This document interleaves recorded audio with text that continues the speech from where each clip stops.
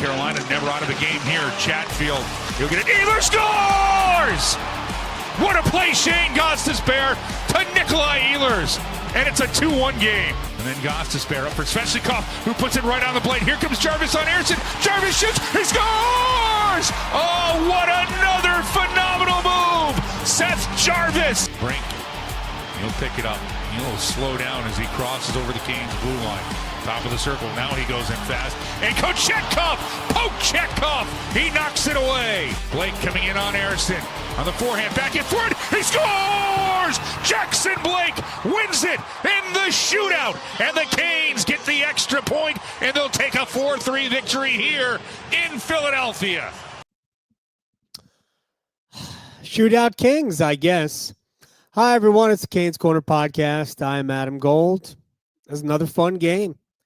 This is becoming habit forming. I'm here for it. I love fun hockey games. It's even more fun when you win. And the last 3 games have all kind of looked the same in some ways.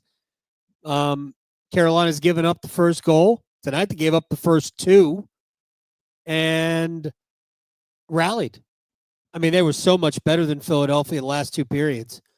I don't know if they were better than Philly in the overtime. They had the puck more in the overtime. Didn't do enough with it. Didn't really get any super scoring opportunities, although Ehlers to Stahl late on was pretty good. And then Trevor Zegras really bailed Carolina out by missing the net on a 2-on-1. Just an incredible opportunity that Zegras, of all people, misses the goal. And then we go to a shootout, which Philadelphia had dominated over the course of the season, 5 for 5 before tonight. And Carolina gets the only goal, and you heard it, it's Jackson Blake. Pyotr Kochetkov, 4 for 4 in terms of saves or in terms of no goals. Trevor Zegras missed the net, although give Kochetkov credit for that. He forced him wide. But he stopped Matvei Mishkov. He stopped Travis Konecny, just a garden variety shot. And then the poke check of Bobby Brink. And the Hurricanes pick up the shootout win. They get the bonus point. Jackson Blake does that. Interesting spot for Blake, who in the last couple of times when he's had a ton of time to think about what he's going to do, it's sort of been paralysis by analysis. He didn't waste any time. He went to the Seth Jarvis move, and it works. Works for Seth. Why shouldn't it work for Jackson Blake? So right now, how about just a quick peek at the standings as we sit here on headed to the 14th of December. We are darn near at the Christmas break. We've got 5 more games until the Christmas break, and at that point, Carolina will have played, I believe, 36. 29-2, 42 points, 1 more than the Islanders. It's incredible what you win a couple of games in the Metro and you move up 3 spots. Islanders are 19-11-3. They won in a shootout over Tampa. Islanders are on 41 points. Washington, who got bombarded by Winnipeg, they lose 5-1 at the Jets, are 18-10-4 on 40 points. Detroit leads the Central. I don't know if the game is over or not, but they're winning 4-0. Detroit and Tampa are on 39 points. Boston is at 38. Philadelphia and the Devils have the 2 wildcard spots right now at 37. Pittsburgh, the Rangers, and Montreal all have 36 points. It's fairly tight. Like I said, a little mini winning streak. You don't even have to have a big one. Washington won 10 in a row not that long ago. But a little winning streak, and all of a sudden you're in a playoff spot. And a little losing streak's the same thing. So no time to play with your food. Carolina's got Philadelphia tomorrow at Lenovo Center, Sunday afternoon, or early evening, 5 o'clock. And then a couple of days off, Nashville on Wednesday, and then Florida and Tampa Friday and Saturday down in Florida before wrapping up the pre-Christmas schedule Tuesday the 23rd against the Florida Panthers. So that's what Carolina has left in front of them. Let's do some shout-outs. Vero Beach checking in. Charlotte, after a week in the Atlantic Ocean. Nice. Swimming or sailing? I'll probably sailing. Let's see. East Germantown. I'm not sure. Is that Germantown, Maryland? I don't know where East Germantown is. Let's see who else is checking in. Whitestone, Virginia, checking in. Mikhailev down in Adelaide Hills, Australia. Mikhailev, I need a temperature in Fahrenheit because I don't know how to comprehend Celsius or centigrade. Is it Celsius or centigrade? I had a Celsius tonight, so I can stay awake during this. Let's see. Perth. I also need a weather report down under in Perth. Let's see what else we've got. Tokyo, once again. I assume Patrick's there on, for business. Wilton, North Carolina. Really? Like right around the corner from me? All right, Chris. Chris, we might have to invite you over for a podcast. Probably not. Wilmington, say hi. Let's see what else we've got.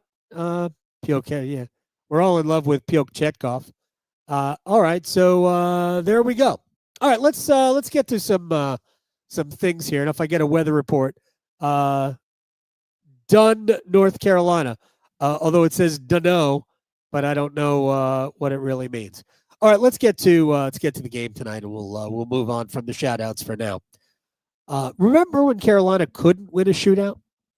They actually should be more equipped to win the shootouts now, and I have to assume that at some point, even though Eric Stahl never excelled in shootouts during his time with Carolina, at some point, Aho will get better, Svechnikov will get better. They're both 0 for the season. But Jackson Blake should be good. I would imagine Nick Ehlers should be good. Seth Jarvis is good. So Carolina looks to me to be more equipped to win shootouts now. I mean, it's still, honestly, I hate it. I wish they would. I wish they would play overtime until they get a winner. You're going to get winners. You just will. I mean, even if you play like 6 minutes and then you play 4 minutes of 2-on-2. That would be better than I hate the shootout. But whatever. Carolina has won their last 2. By the way, how many times in the Rod Brindamore era have the Hurricanes won in shootouts on consecutive games? This is not consecutive times in the shootout.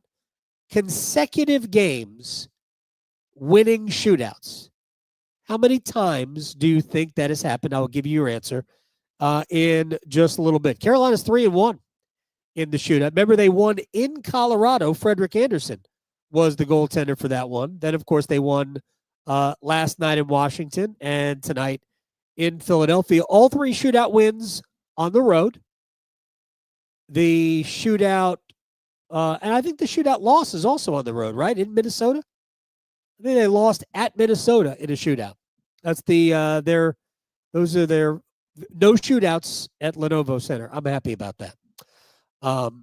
But hey, look, Carolina didn't really have great chances in the overtime to win it.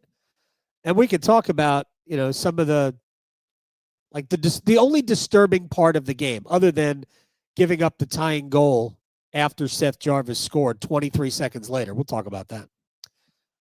It cost Alexander Nikishin ice time the rest of the way. And why don't I just address that, right? Not the Nikishin part of it, but the only real, I don't know if it's a disturbing part of the game, but, to fall behind, the first 10 minutes of the game were really good from Carolina. Really good. Philadelphia didn't have much possession of the puck. They didn't really create a lot of opportunities. And the Hurricanes had, if I go back to my notes, Aho to Jarvis breakaway. Jarvis is denied on the backhand side. The first power play had chances. Just couldn't bury one. And then Philly botched a 2-on-0 shorthanded. How do you do that? How do you blow that? But they did. Jarvis had a couple of chances on the power play. Then Taylor Hall comes in on the left side, goes off the crossbar, has Ersson beat, but he just hits it off the bar. I mean, Carolina had so many opportunities, and we see this all the time. 3, 4, 5 scoring chances to varying degrees, nothing out of it. And then all of a sudden, first opportunity for the other team, boom, it's a goal. And it's deflating when that happens. But it does happen. And it happened tonight. It was a Bobby Brink goal. He was actually excellent when the two teams met in the second game of the season. He's a very good. I love Bobby Brink. There was a screen in front, but look, it's not Kochetkov's fault when it's not a bad goal when you can't see it because of a screen in front. But I do think that it was obvious to me that Kochetkov allowed himself to be small, and he also allowed himself to be deep. And those two things likely contributed to the goal. So you saw a change in Kochetkov after the first period. He came out to start the second as a completely different goalie. And again, that goal is not a bad goal by any stretch. And the second goal was really a defensive breakdown in front of him. He had no chance on it. So I really have a hard time faulting him on either goal. I don't really fault him on the third goal either. Could he have attacked the shooter a little bit more? Yeah, he could have. But it's a 2-on-1. The shot's within 20 feet of the net. I mean, and it was a great shot too. So I'm not really mad at any of the goals. I do think he could have done better on the goals. And we'll talk about Kochetkov in a bit. But Pyotr made some good saves at 2-0. But anyway, the Hurricanes find themselves down 2-0. Now, the second half of the first period wasn't any good. So because you didn't take advantage of your opportunities, being down 2-0 is not egregious to me. It's not a miscarriage of justice in what was essentially statistically an even first period.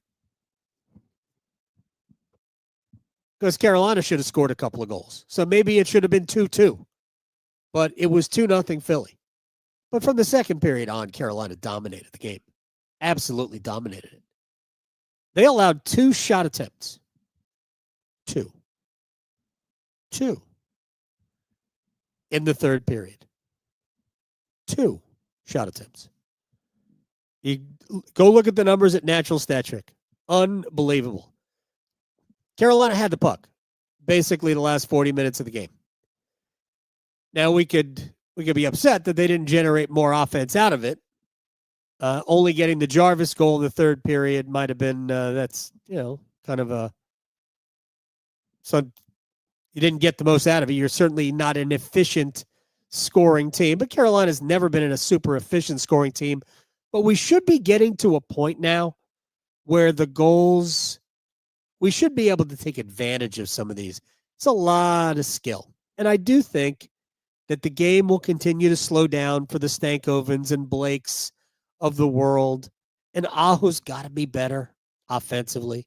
Now, I didn't think Aho and their line was good in the first period. I thought they were better in the second period, but I thought they were great in the third period. And it'll eventually happen for those guys.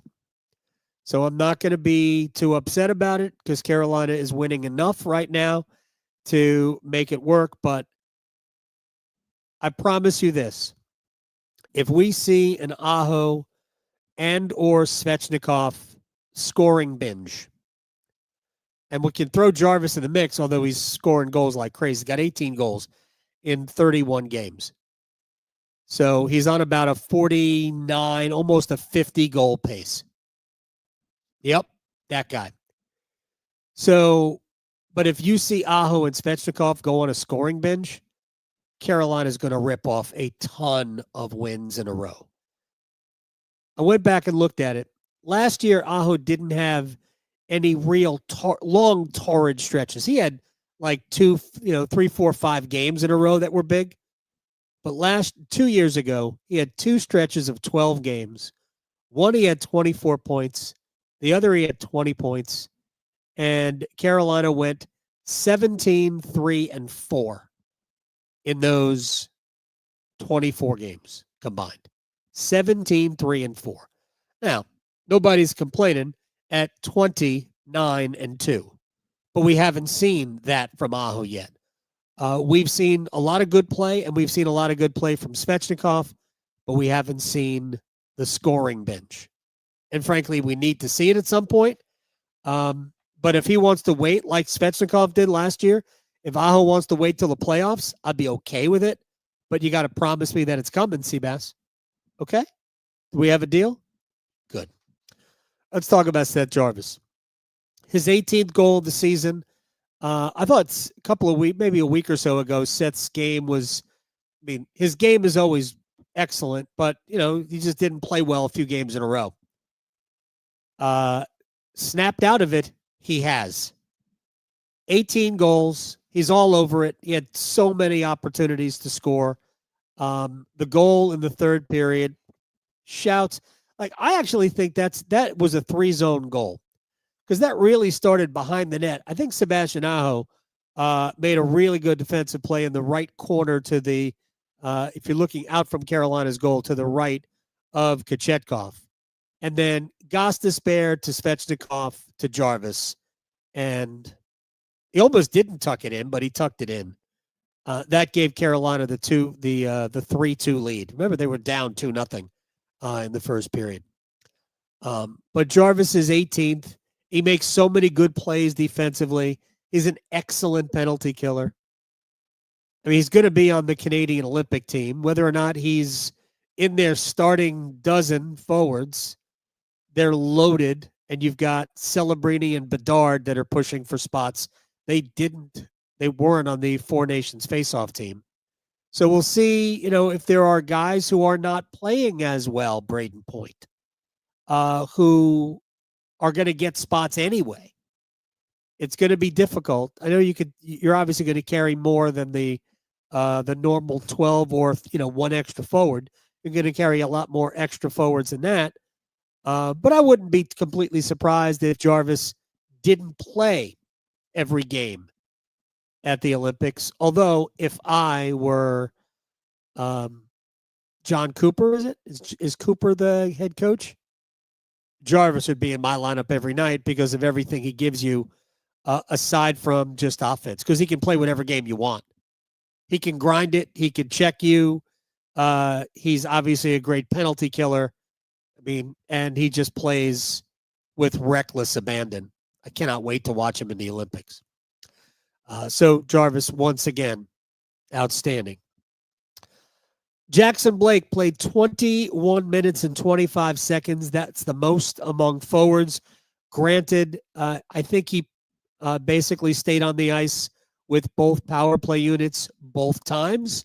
So that will jack up your ice time a little bit. But also, Jackson Blake, sky's the limit. He's never going to be, like a 40 goal scorer. Although maybe, Seth Jarvis right now is on pace to score 50. And I think Blake is a better offensive player than Seth. But some of the plays he makes during the course of a game, pucks he hunts down, keeps plays alive, is able to stick handle in tight spaces. The pass to Nick Ehlers, that Ehlers just kind of, I think the puck rolled a little bit, and he just floated it above the bar. The pass is just next level great. And then he goes and he does the Jarvis for the shootout winner. But he had 5 shot attempts tonight. He was great. Jackson Blake was awesome. But before I get to goaltending, I want to talk about the best player in the game. The best player in the game tonight. And if I was going to give you right now a pre-Christmas MVP for the Hurricanes, Jarvis has 18 goals. Ain't him. Well, the answer is probably Brandon Bussey. Non-goalie division. We'll say it that way. Shane Gostisbehere only played 26 minutes tonight. Yep. He had 2 assists. He had the interception that leads to the Ehlers goal. And then he makes the first pass to Svechnikov, gets the secondary assist on the Jarvis goal. But he was all over the place tonight. And there were times where you thought that he would just get pushed out of the way. I thought Shane played a strong physical game today. He's not a banger. He's not going to lead you in hits. Not going to get many hits at all. But I thought he played a fearless game tonight. I loved Shane Gostisbehere's game. Loved it. And he has been just otherworldly for Carolina. And think about this. Gostisbehere has, I think it's 22 points in 20 games.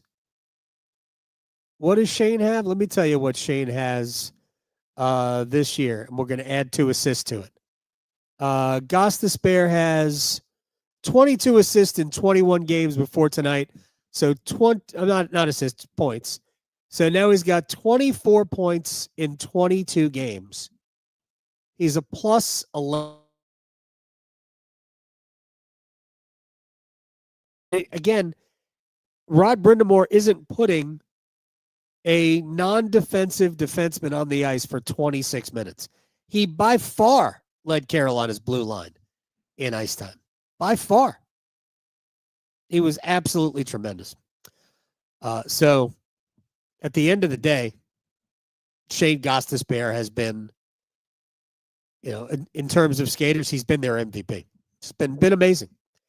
And I know there were people going, well, maybe, get this in. Nikishin's going to play here. Need another right shot defenseman. Trade Gostisbehere. Can't do that.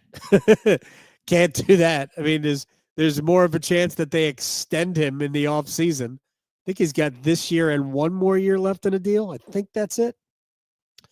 He's just been awesome. Absolutely awesome. And it's hard to imagine where they'd be without him, to be honest. At some point, Jacob Slavin's going to come back. And Gostisbehere isn't going to play 26 minutes again. Although initially, if I had to wager, I'd say that Jacob Slavin probably sees his ice time just gradually get up there. I wouldn't be surprised if the first handful of games he's in the mid to high teens, which is normally where you'd see Alexander Nikishin, although Nikishin and Nystrom tonight both played about 13 minutes. I will say this. I thought Nystrom was excellent in his time. And I really liked Nikishin for 2 periods. But playing smart is a must for this head coach. An absolute must. And Nikishin pinching on the shift right after Jarvis had given Carolina the lead. If you're going to pinch, you better get the puck or you better have coverage behind you. And they really didn't. And it's a 2-on-1. And I know I saw somebody on Twitter say, are we ever going to get a save? Like, you did forget that it was 2-0 and Kochetkov made like 3 saves early in the second period that would have been very daggerish. I don't think getting the big save was a problem for Carolina tonight. But that Nikishin decision to pinch when you don't have for sure coverage behind you, that is a tough decision. And whether it's as a result of that or circumstance, and it was going to happen anyway, that was Alexander Nikishin's last shift of the game. Right there. He didn't take another one. Now, there wasn't a ton of time left, right? I think there was maybe, I don't know, 6 minutes, 7 minutes left, whatever it was. There wasn't a ton of time left. So it's not that big a deal. It wasn't like that happened early in the third period and he sat out the last 16 minutes. But you just have to learn to not make that mistake. You have to make sure you've got coverage. You just took the lead. The most important thing is just kind of stacking shift on shift on shift at that point and maintaining that lead, which obviously they did not do. All right, to the final part of our discussion tonight, and that is Pyotr Kochetkov, who, again, I know we want everybody to make all the saves all the time, but when it's 2-0 and you're starting the second period. Aho loses it, and there's going to be a break coming the other way for Couturier. Couturier in on Kochetkov, waits, feeds it across, and one pass too many as Grundstrom was there, but Kochetkov gets across and makes the save. All right, before I give you two more Kochetkov saves, that actually came in the first period. It was 0-0, but that was a 2-on-0 shorthanded breakout. 2-on-0. And I give Kochetkov less credit for that than maybe some do. I think that it was kind of botched by Philly, but I will say that Kochetkov just being calm and positionally shutting it down, it didn't have to make a great save. There was nowhere to shoot the puck. So I think you get credit for that. And that was impressive. So now it's early second period. You're trailing 2-0. You've had chances, but you can't score. And you know the modus operandi for teams playing the Hurricanes is, we get a chance, cash. Drysdale off the boards for Konechny. He could be numbers for Philadelphia. Konechny drags, shoots, kicked away by Kochetkov. That was a heck of a play again from Zegras to cause that turnover in the neutral zone. Loose puck. Can Carolina keep in? No, it'll be bowled out. Good work there by Murchison. Philadelphia flying into the Kane zone, trying to go back for Konechny. That's too far. Into the corner. Now another chance here. A shot by Cates, and Kochetkov makes the save. Yeah, and then in the third period early, I think Cates again, right, to get the glove to it and knock it away. He made some big saves at big times. And then, of course, you win the shootout. So Kochetkov is, I'm not ready to go, yep, he's the other half. I'm not ready to do that yet, mostly because I'm still in a mode where I don't know what we're going to get from Pyotr on a game-in, game-out basis. But I thought he was good again tonight. I thought he was good against San Jose in the loss. And I thought he was good tonight. Again, I thought he allowed himself to be small in the first goal. Second goal, can't do anything about. Do you bang him for being a little deep on the 2-on-1 goal? Maybe. But elite shot. Bad idea from Nikishin. But even if you wanted to slam him for it, he made a bunch of saves to keep games viable, keep the game viable early. And then he just won the shootout. I mean, you can gain a lot of confidence from that, and I trust he will. And I don't know that he suffers from a lack of confidence, but it certainly was a very, at worst, solid performance that gives you a chance to win. So I don't know what's going to happen tomorrow. I don't know who Rod Brindamore is going to choose tomorrow. I keep saying, the next game, that's going to tell us everything. Well, I think we know that Brandon Bussi right now is the number one choice. But I do think Rod is going to use at least two, and he might work in a third, and this would be the time to do it because Bussi just played Thursday. If he doesn't play until Wednesday, that's not terrible. If he played Wednesday in Nashville. Or is that the game for Freddie? Wednesday in Nashville. Bussi tonight, Wednesday in Nashville, and then Friday in Florida. You can either use Bussi again or Kochetkov, who has played very well against the Florida Panthers and Sergei Bobrovsky. Then you can go back to Bussy on Sunday at home to Nashville. Rather at home, rather on Friday it would be in Florida, Saturday in Tampa, and then the next game is Tuesday, home to Florida. You get your choice. Probably Bussy. He's the best goalie they've got right now. But I thought it was a very good performance from Kochetkov. Big when he had to be. The poke check on Bobby Brink was elite. He didn't overuse the poke check.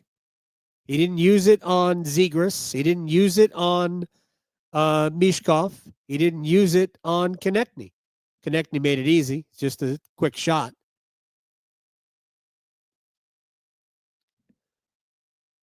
If Bussy starts tomorrow,